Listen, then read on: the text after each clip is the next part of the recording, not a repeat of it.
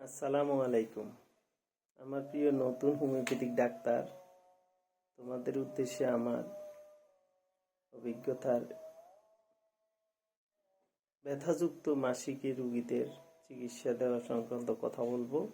এটাকে ইংরেজিতে বলে ডিসমেনোরিয়া, ব্যথাযুক্ত মাসিক। এখন এই সমস্যাটা বেশিরভাগ ক্ষেত্রে নতুন মাসিক শুরু হওয়া মেয়েদের আসে বেশি। তারপরও 10 বছর 15 বছর চিকিৎসা ভালো হয় না, মাসিক শুরু হয়েছে, 30 বছর বয়স হয়ে গেছে, সেই ধরনের মহিলারও আসে, সংখ্যাটা কম।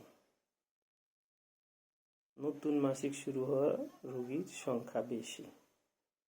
সাধারণ মাসিক যখন মানুষের শুরু একটু তলপেটে ব্যথা করে, এটা নিয়েই সবাই সকল কাজকর্ম করে, পড়াশোনা করে, অফিস আদালতে যায়, রান্না বান্না করে, সকল কাজ চালিয়ে যায়। কিন্তু আমি আজকে যে মাসিকের কথা বলতে, সেই মাসিকে ব্যথায় তাদের সকল কাজকর্ম বন্ধ হয়ে যায়। এত অস্থির থাকে, শুয়ে বসে থাকে, কাজ করতে পারে না। ব্লিডিং, ব্যথা, ব্লিডিং শুরু হওয়ার পূর্ব থেকে ব্যথা, ব্লিডিং বন্ধ হওয়া পর্যন্ত ব্যথা। এই ব্যথার রোগীদের আমি কি চিকিৎসা করেছি সেগুলো তোমাদেরকে আজকে আলোচনা করবো। চলো, আমি খাতায় কিছু লিখেছি, সেখান থেকে বলি। দেখো প্রিয় ডাক্তার, এই যখন রোগী মাসিকের ব্যথা যুক্ত মাসিক নিয়ে আসে এবং বলে এই লক্ষণগুলো, তখন সাথে আরো কিছু লক্ষণ থাকে যেগুলো কনকমিটেন্ট সিমটম বলে। সেগুলো কি থাকতে পারে? ভার্টিগো, মাথা ঘুরানো, রেস্টলেস, সিভিয়ার উইকনেস, কারো কারো এমন সময় ডায়রিয়া শুরু হয়ে যায়। মাথা ব্যথা তো থাকেই, অনেক সময় মাথা বমির বেগ হয়, কারো কারো বমিও হয়ে যায়। এইগুলি সাধারণত দুইটা কারণে মেয়েদের হয়ে থাকে, এই মহিলাদের হয়। সেগুলো হলো প্রাইমারি, যেটা হলো প্রাইমারি কজটাতে আমরা পাই প্রোস্টাগ্ল্যান্ডিন নাম, এটার সিক্রেশন বেড়ে যাওয়া আর জ্বরের কন্ট্রাকশন বেশি হওয়া, এই কারণে হয়। আর সেকেন্ডারি ডিসমেনোরিয়া হলো বিভিন্ন রোগের কারণে বা তার জরায়ু, এগুলো গঠনগত কোনো পরিবর্তন, সেক্সুয়াল অর্গানে কোনো সমস্যার কারণে এটা হতে পারে। 20 থেকে 30 বছর বয়স পরও এগুলোর সমস্যা থাকতে পারে। সময় সময় এগুলো বাড়তে থাকে, ব্যথা বাড়তে বাড়তে আরো তীব্র আকার ধারণ করে।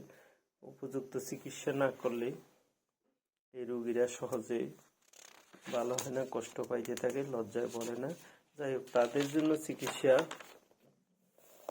পাশাপাশি তাদের জীবনযাত্রা কিছু পরিবর্তন আনতে হবে। আবার ব্যথার গরম যখন ব্যথা করতে, তখন গরম সেক দিতে বলবে, হালকা ব্যায়াম করতে, হাঁটাহাঁটি করতে, সাঁতার কাটতে নিয়মিত। তাহলে ওই ব্যথাটা ওই সময়, তার মাসিকের সময় এগুলো কম ব্যথা করবে। বিশ্রাম ঠিক মতো নেবে, ঘুম প্রয়োজনীয়, 7-8 ঘন্টা ঘুমানো। আবার খাবার বেলা চর্বিযুক্ত খাবার না খাওয়া, শাকসবজি ফলমূল আঁশযুক্ত খাবার বেশি খাওয়া, লবণ কম খাওয়া, হালকা তৈল দিয়ে যখন ব্যথা করে তখন ম্যাসেজ করা, এগুলো বলে দিবে। সাথে সাথে পাশাপাশি হোমিওপ্যাথিতে উপযুক্ত মাসিক হওয়ার, এই যে ব্যথাযুক্ত মাসিকের ভালো চিকিৎসা রয়েছে। চলো সেই ওষুধগুলি নিয়ে তোমাদের সাথে আলাপ করি। রোগিনীর ব্যথার তীব্রতা এবং ডিউরেশনের উপর ভিত্তি করে কিছু টেস্ট, প্যাথোলজিক্যাল টেস্ট করানো প্রয়োজন। যেমন complete blood test, CBC, urine for RE, তারপরে লোয়ার অ্যাবডোমেনের আলট্রাসোনোগ্রাম, এবং কিছু হরমোন টেস্ট দেওয়া দরকার। Thyroid stimulating hormone, prolactin, follicle stimulating hormone আর প্রোজেস্টেরনের কাউন্ট, এগুলো দেখা। তাহলে তোমার মেডিসিন সিলেকশনে আরও একটু সুবিধা পাওয়া যাবে। চলো এখন আমরা মেডিসিনে যাই।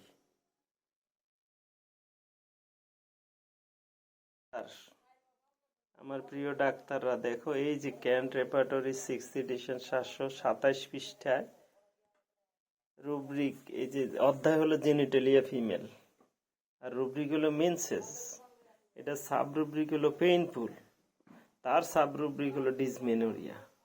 এইখানে দেখো কত সুন্দর ওষুধগুলো লাল, এই যে বোল্ড করা ওষুধ, 5 গ্রেড ওষুধ: belladonna, cactus, calcarea phos, chamomilla, cimicifuga, kali carb, সুরিনাম। এরপরে দেখো সেকেন্ড গ্রেডের ওষুধগুলো এই বোল্ড, ইটালিক, নীল বর্ণের। থার্ড গ্রেডের ওষুধগুলো স্বাভাবিকভাবে লেখা। এখান থেকে যখন টোটাল হিস্ট্রি নিয়ে কেস টেকিং ভালো মতো করে তারপর রেপার্টরি করে একটা ওষুধ আসবে রেপার্টরাইজেশনের পরে। সেই ওষুধ কারো কারো ক্ষেত্রে এক ওষুধে ভালো হয়ে যায়, কারো ওষুধে দ্বিতীয়বার প্রেসক্রিপশন করতে আসে, ব্যথা কমে গেছে কিন্তু আছে, তখন আবার দেখা যায় তৃতীয় ওষুধ দিলে দেখা যায় অনেক ক্ষেত্রে আর লাগে না। কিন্তু কারো কারো ক্ষেত্রে 3বার 4বার 5বার এরকম ওষুধ দেয়। প্রতি ক্ষেত্রে একটি ওষুধ দিতে হবে, একাধিক ওষুধ একবারে প্রয়োগ করলে ভালো রেজাল্ট পাবে না। আর ন্যূনতম মাত্রা পটেন্টাইজ দিবে। মাদার টিংচার বা ট্যাবলেট, ট্রাইটুরেশন ফর্ম এগুলোর চেয়ে বেশি কাজ করবে যখন এই পটেন্টাইজ ফর্মে দিবে 200, 1M, 10M, CM, হ্যাঁ, অথবা 50 মিলিসিমালে LM/2, 3, 4, 5 থেকে ধারাবাহিক বেলে দিয়ে দিলে রোগী ভালো হয়ে যায়, সুস্থ হয়ে যায়। এই ডিসমেনোরিয়ার কারণে অনেক মহিলাদের বাচ্চা হতো না 5 বছর 7 বছর। পরবর্তী এদের চিকিৎসা করার ফলে ডিসমেনোরিয়া ভালো হওয়ার পরে দেখা যাচ্ছে আর খোঁজখবর নাই, আসে নাই। কিছুদিন পরে বাচ্চা কোলে নিয়ে আসে, কারণ বাচ্চার সর্দি কাশি হয়েছে। তখন রুগিনী নিজে বলে, স্যার আপনার কাছ থেকে ওষুধ খেয়েছিলাম, দীর্ঘদিন বাচ্চা হয় না, এই যে এই বাচ্চা হয়েছে। মিষ্টিও নিয়ে আসে অনেক রুগী ক্ষেত্রে। যাই হোক, এগুলো ভালো লাগার কথা বললাম যখন রুগীরা ভালো হয়েছে বলে এবং ডকুমেন্ট সহ দেখি, বাচ্চা সহ দেখি যে তাদের মাসিক নর্মাল হয়ে গেছে, ব্যথা বেদনা নেই এবং বাচ্চা হয়েছে, এগুলো বেশি তৃপ্তি পাই। এই জন্য কথা বললাম। তোমরা আরো ভালো করো, আমার মতো এরকম ফলো করো বা আরো অধিকতর উচ্চতর পড়াশোনা করো, চিকিৎসা করো, সফলতা পাও, এই কামনা করি। ধন্যবাদ সবাইকে।